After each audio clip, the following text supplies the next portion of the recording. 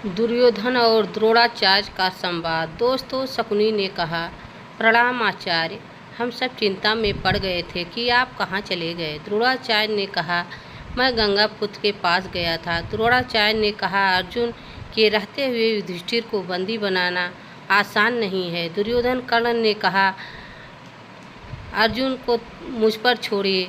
आचार्य द्रोणाचार्य ने कहा, मैं भी परशुराम का शिष्य हूँ। अंगराज कर्ण, मैं गंगापुत्र भी परशुराम शिष्य ही हैं।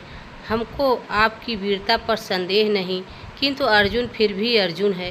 विराट युद्ध में तुम उसके बाणों का स्वाद चख चुके हो। कर्ण ने कहा, तब तो हमें वहां चलकर आत्मसमर्पण कर देना चाहिए। आचार्य शकुनी ने कहा, अंगराज की बात तो विचार रही है आचार्य। द्रोण ने कहा, गांधार नरेश। कर्ण ने कहा, मैं आचार्य से क्षमा चाहता हूँ। दुर्योधन ने कहा, एक बात याद रखो, आप लोग मेरे पक्ष में युद्ध कर रहे हो।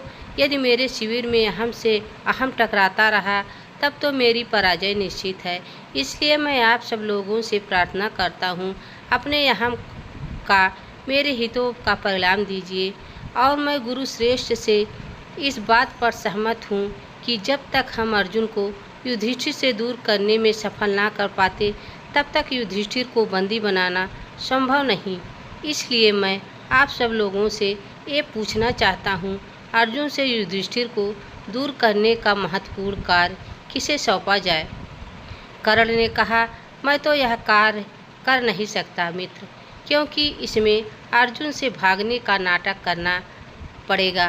दुर्योधन ने कहा, गुरुदेव, मेरे विचार में इस कार्य में हमें एक दूसरे से सहायता लेनी चाहिए।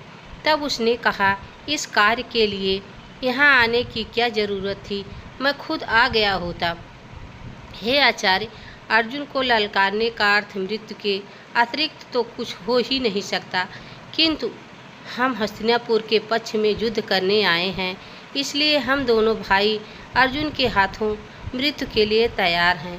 दुख केवल इसका है, ये कहने आप स्वयं यहाँ आए। यदि आपका द्वार पाल हम तक यह संदेश पहुँचा देता तब भी हम अपना जीवन आपका कर देते। दुर्योधन ने कहा, इतिहास सदा तुम्हारा नाम महावीरों में याद करेगा मित्र। और आज तुमने दुर्योधन के साथ साथ हस्तिनापुर को भी ऋणी बना लिया। और इतना कहकर सब योद्धा अग्नि का शपथ लेते हैं कि रणभूमि में से यदि हम लौटें तो अर्जुन वध के पश्चात लौटेंगे, और यदि हम अर्जुन का वध ना कर पाएँ तो फिर हमारे शव आएंगे। इतना कहकर सब योद्धा को प्रणाम करके चले जाते हैं। दोस्तों, यह वीडियो आप सबको कैसी लगी कमेंट में ज़रूर बताना। चैनल पर नए हो तो लाइक सब्सक्राइब ज़रूर करना।